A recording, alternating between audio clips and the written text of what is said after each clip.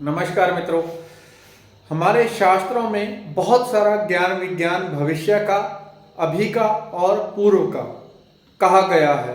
इतनी सूक्ष्म कि अभी तक विज्ञान की वहाँ दूर दूर तक कहीं पहुँच नहीं है। ऐसी स्थिति में ऐसा ही एक वाक्य है महाप्रलय का। महाप्रलय में हमारे शास्त्रों में बताया गया है कि जब महाप्रलय होती है तो धरती के ऊपर आकाश में एक साथ 12 सूर्य चमकेंगे। उसकी तपिश इतनी होगी कि धरती जल जाएगी।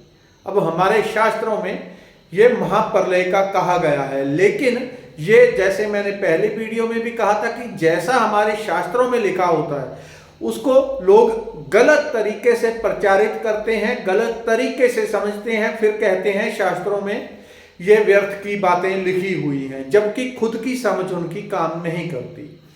तो ये डीकोड करने का तरीका गलत होता है उनका। इसका क्या अर्थ है कि 12 सूर्य एक साथ चमकेंगे महाप्रलय में, जब धरती जल जाएगी। महाप्रलय कैसी है? प्रलय 4 प्रकार की होती है।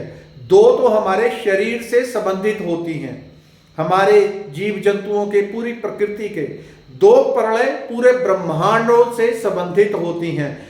2 प्रलय में हर पल हर क्षण प्रलय हो रही है, जीवन हो रहा है। कहीं कोई मर रहा है, जीवन हो रहा है, कोई जी रहा है। हमारे शरीर में, हमारी बॉडी में कुछ कोशिकाएं मर रही हैं, कुछ नई बन रही हैं। 2 इस प्रकार की प्रलय हैं। 2 प्रलय इस प्रकार की है जिसमें ब्रह्मांडों का विनाश होता है। ऐसे ही हमारे शास्त्रों में कहा है जब धरती के ऊपर 12 सूर्य चमकेंगे उस समय पे धरती का नाश हो जाएगा, जल जाएगा। इसको जरा समझें। अभी जितनी सूर्य की गर्मी है उसकी तपिश हमारी धरती पे कितनी आ रही है? 4%।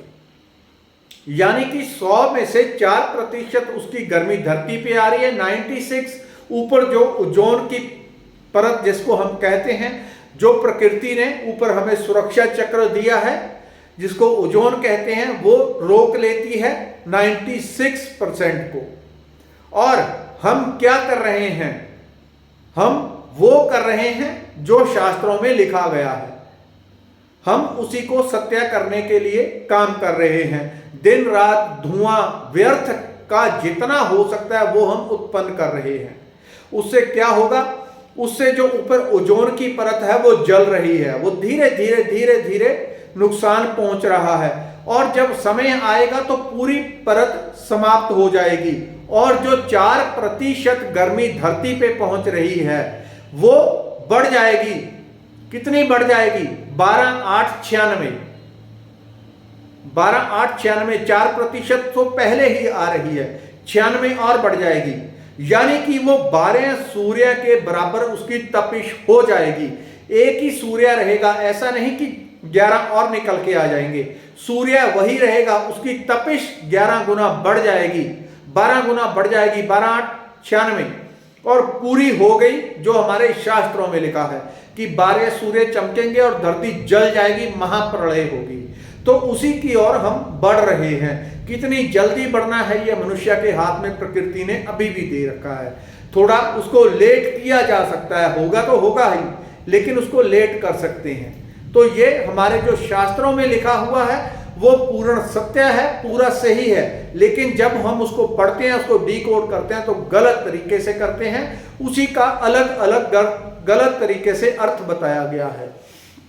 महर्षि वेदव्यास ने धरती से बताया कि चंद्रमा से जब धरती को देखा जाता था, उनके पास कोई जहाज रॉकेट नहीं था चंद्रमा पे जाने के लिए, तो वो बताते हैं कि चंद्रमा से जब धरती को देखते हैं तो वो कैसी दिखती है कि आधे भाग में खरगोश दौड़ रहा है और आधे भाग में 2 पीपल के पत्ते, ये दिखता है चंद्रमा से।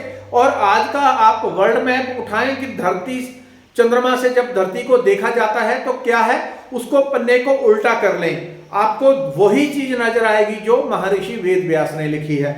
आधे भाग में आपको कछुआ दौड़ता हुआ दिखाई दे, कछुआ नहीं, वो दूसरा खरगोश दौड़ता हुआ दिखाई देगा, और आधे भाग में 2 पीपल के पत्ते, उसको उल्टा करके देखिए। तो ये योगियों की नजर वहां तक जाती है जहां तक इंसान की विज्ञान की पहुंच ही नहीं है। धन्यवाद।